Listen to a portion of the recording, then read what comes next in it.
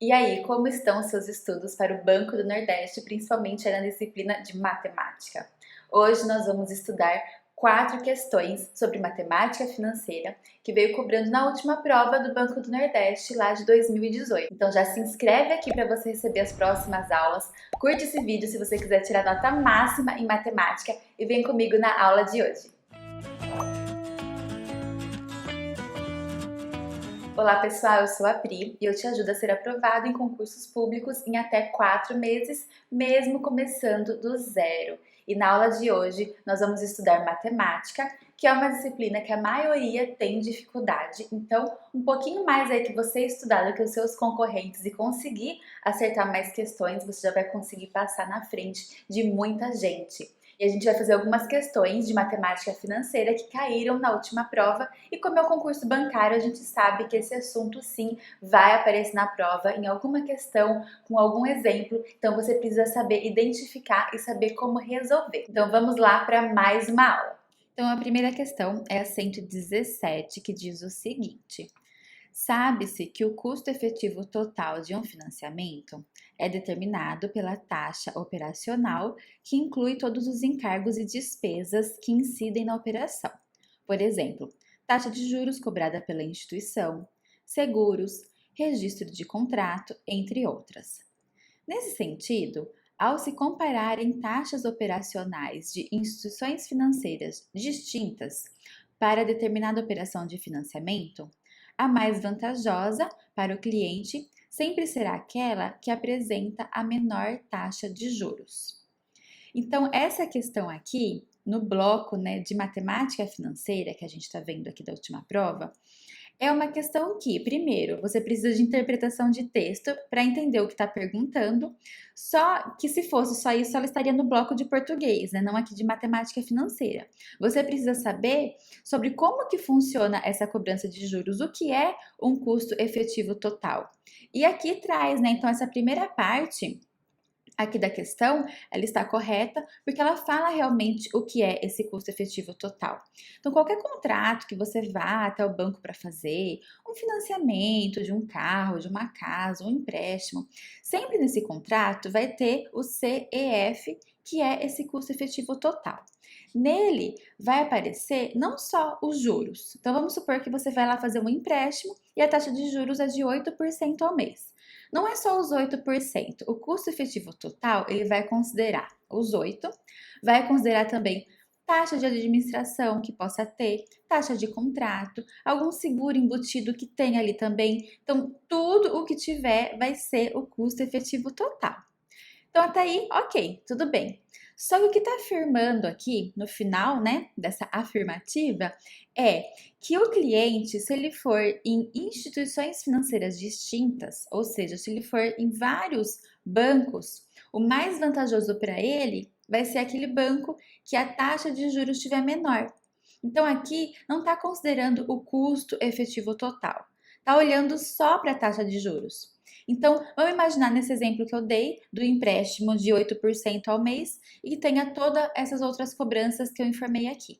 Se eu encontrar um outro banco que cobre 9% ao mês, mas que não tenha seguro embutido, não tenha custo de contrato, taxa de administração, não tenha nada, e o custo efetivo total seja menor do que esse primeiro banco que eu fui, então, mesmo com os juros maior, compensa eu ir nesse outro banco, porque no geral vai ser mais barato. Só que não é isso que está falando a afirmação. A afirmação está falando que o mais vantajoso vai ser onde a taxa de juros for menor. E não é só a taxa de juros que a gente tem que olhar. Então, essa 117 aqui, ela está errada. E ainda de matemática financeira, nesse bloco, a 118 fala o seguinte: se em determinado ano a taxa de juros aparente for de 10% ao ano e se a taxa real de juros nesse período for de 12%, então nesse ano a taxa de inflação será negativa, ou seja, haverá deflação. Então, aqui nessa afirmação, onde fala sobre taxa de juros aparente e taxa de juros real, é um tema sobre o cálculo, né, do valor do dinheiro ao longo do tempo. né, o nosso poder de compra. E a taxa de juros aparente é a taxa nominal, é aquela que não considera a inflação e que a gente vê na maioria dos contratos de empréstimos, quando você vai fazer um investimento, é a taxa aparente que é informada. E a taxa de juros real, ela já vai levar em conta a inflação. Então, olha assim esse exemplo que eu vou dar aqui fora da prova. Se tem uma taxa de juros lá no investimento que você vai fazer, que vai te pagar 10% ao ano, ótimo. E você, nesse ano, teve 6% de inflação. Então, a taxa real, você tem que pegar os 10%, mas descontar a inflação, que foi o poder de compra aí que você está mudando, né? Que perdeu nesse tempo. Então, 10 menos 6 dá 4. Então, nesse seu investimento que você fez, o real, a taxa real, é 4% ao ano que você teve de rendimento. Só que nessa afirmação aqui, você vê que a inflação está maior. Está falando que os juros no ano, né, foi de 10% e não foi de 6%, como eu dei o exemplo da inflação, aqui foi maior, foi de 12%. Então, nesse caso, sim, acontece uma deflação. A inflação, ela ficou negativa, que é o que a gente chama de deflação, e por causa disso, aqui, ó, fala que nesse ano a taxa de inflação ela é negativa. Então, quando fala que a taxa de inflação ela é maior, a taxa real, ela é maior do que a aparente, é porque teve essa deflação. A taxa de juros ficou, a de inflação ficou negativa. Se não, na maioria dos casos, como sempre acontece, é igual ao primeiro exemplo que eu dei.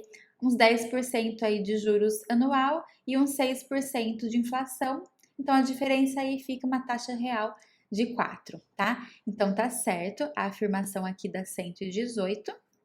E a 119 fala que no regime de juros compostos, com capitalização mensal, a taxa de juros de 1% ao mês, a quantidade de meses que o capital de 100 mil deverá ficar investido para produzir o montante de 120 mil é expresso por log 10, 2, 1 dividido por log 10, 1,01, né? 2,1 e 1,01. Para resolver esse daqui, a gente precisa usar a fórmula de juros compostos, que é o montante igual o capital vezes 1 mais I elevado a N, tá?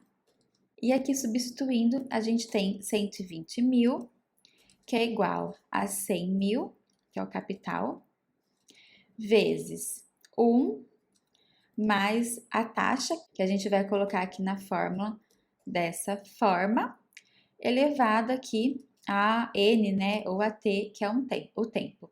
Daí, como a resposta, né, a afirmação, ela tá bem simplificada, aqui a gente vai simplificar também, dividindo por 10 mil, para a gente ter esse resultado aqui. O 120 mil, ele fica 12, o 100 mil fica 10, daí vezes...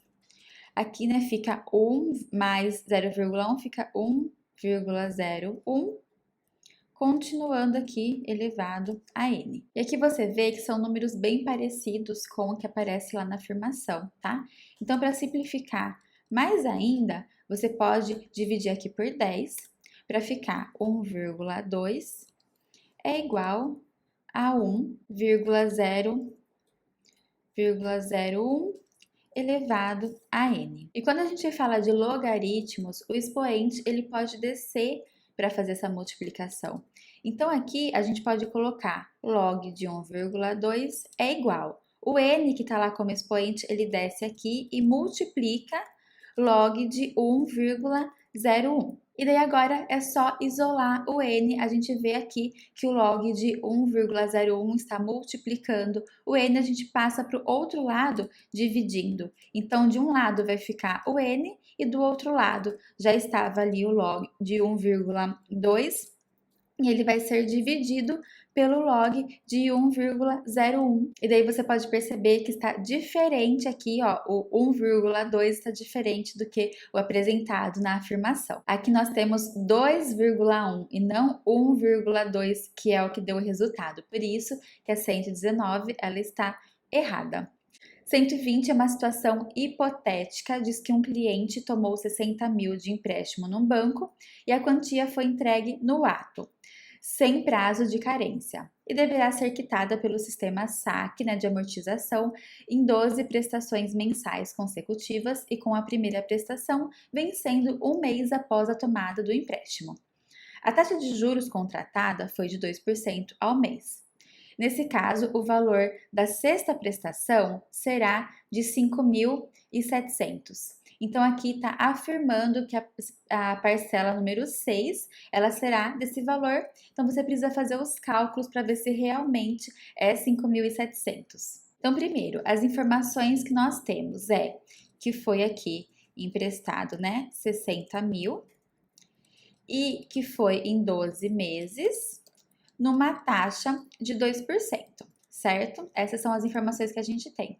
E você precisa saber como que é calculado quando é um financiamento pelo sistema SAC, tá? As parcelas, elas são decrescentes, então a primeira parcela tem um valor e a segunda, o valor é menor, a terceira é menor ainda e assim consecutivamente. Só que como que é formado essa parcela? A primeira parte da parcela é a prestação. E como que é essa prestação? Você vai pegar o valor que foi emprestado, que é 60 mil, e vai dividir pelo tempo, que são 12 meses. Então, aqui a gente vai ter um resultado de 5 mil, certo? Então, aqui na primeira parcela, 5 mil você já sabe que faz parte dela, que é sobre a prestação, né? Só que a parcela toda, ela é a prestação mais os juros. E os juros você tá vendo aqui que é 2%. Mas 2% do quê? Do saldo total devedor, que na primeira parcela, esse saldo total é 60 mil, não é? Então, 2% de 60 mil dá 1.200. 5 mil com 1.200, 6.200 é o valor da primeira parcela. Só que está falando lá na afirmação o valor da sexta parcela. Qual que é o valor da sexta parcela? Você tem que fazer o cálculo aqui e quando chegar na sexta parcela, você já pagou as 5 primeiras, certo? E como esse valor aqui de 5 mil da prestação não muda, então você pagou 5 vezes 5 mil, que vai dar 25 mil. Então, 25 mil de prestação já foi paga da primeira até a quinta parcela. Agora é a hora da sexta, que os 5 mil continua aqui, certo? Agora, os juros não vai ser calculado em cima dos 60 mil. A gente vai pegar os 60 mil e tirar os 25 que já foi pago da primeira até a quinta. E daí sobrou quanto? 35 mil.